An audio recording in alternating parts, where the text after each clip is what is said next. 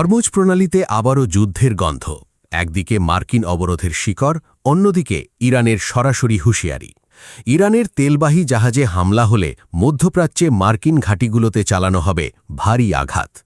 পরিস্থিতি এখন আর শুধু কূটনৈতিক উত্তেজনায় আটকে নেই, এটা ধীরে ধীরে এগিয়ে যাচ্ছে সরাসরি সামরিক সংঘাতের দিকে, আরও ভয়ঙ্করভাবে। গত কয়েকদিন ধরেই হরমুজ প্রণালীতে যুক্তরাষ্ট্র আর ইরানের মধ্যে উত্তেজনা তীব্র হচ্ছিল। কিন্তু পরিস্থিতি নতুন মোড় নেয় শুক্রবার, যখন মার্কিন বাহিনী ওমান সাগরের কাছে দুটি ইরান সংযুক্ত তেল ট্যাঙ্কারে সরাসরি অভিযান চালায়। মার্কিন সেন্ট্রাল কমান্ড বা সেন্টকম দাবি করেছে MTC স্টার 3 এবং MT সেভদা নামের দুটি ট্যাঙ্কার মার্কিন অবরোধ এড়িয়ে ইরানি বন্দরের দিকে এগিয়ে যাচ্ছিল। এরপর মার্কিন যুদ্ধবিমান ওই জাহাজ দুটিকে অকেজো করে দেয়।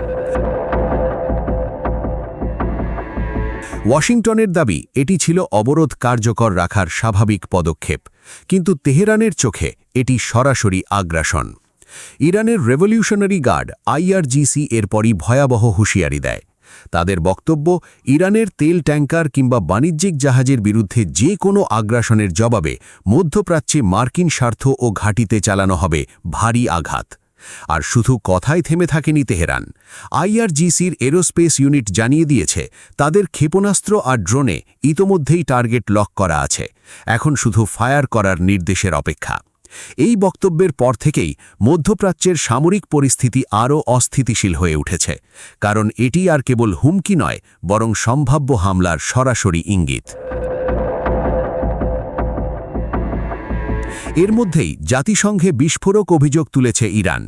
জাতিসংঘ মহাসচিব আন্তোনিও গুতেরেসের কাছে পাঠানো এক চিঠিতে ইরানের রাষ্ট্রদূত সাইদ ইরাভানি অভিযোগ করেছেন, যুক্তরাষ্ট্র যুদ্ধবিরতি লঙ্ঘন করেছে, আন্তর্জাতিক আইন ভেঙেছে, এমনকি ইরানি বাণিজ্যিক জাহাজ আটক করে সমুদ্র দস্যুতার মতো আচরণ করছে।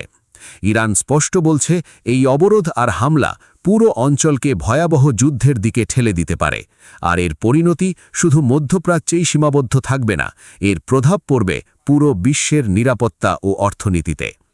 সবচেয়ে বড় বিষয় হল, এই উত্তেজনার কেন্দ্র এখন হরমুজ প্রণালী আর ওমান সাগর, যা বিশ্বের অন্যতম গুরুত্বপূর্ণ জ্বালানি রুট। আর এখানেই প্রতিদিন বাড়ছে সামরিক উপস্থিতি, ড্রোন নজরদারি আর যুদ্ধজাহাজের টহল।